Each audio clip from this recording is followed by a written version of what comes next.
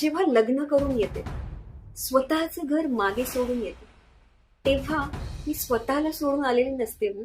Dear समाज, dear lovely husbands family and dear husband, मी नेहमी मीच राहते. जस्ट बिकॉज मला इथे कोणी पाहायला नाही, समजून घ्यायला नाही, सपोर्ट करायला नाही, म्हणून मला तुम्ही अशी कशीही वागणूक नाही देऊ शकत. बदलला तो काळ की मी आता गप्प बसेन.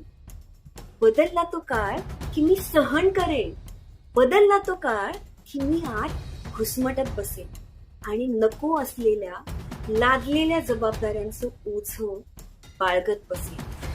हो, मी माझी सगळी कर्तव्य निभावेन, पण जर तुम्ही ज्या जबाबदाऱ्या माझ्या नाहीत त्या माझ्यावर टाकायला पाहाल तर तसं होणार नाही. हो, ती तीच प्रेमळ, मुक्त, स्वतःला जपणारी, नात्यांना जपणारी एक माणूस आहे. पण लेट मी टेल यू, त्याआधी मी स्वतःला न हरवता उभी राहणारी एक माणूस आहे. आणि हो, मी आज उभी राहणार स्वतःसाठी, स्वतःच्या ध्येयासाठी, स्वतःच्या नात्यासाठी. आपली लाडकी स्वाभिमानी सून, रजिता.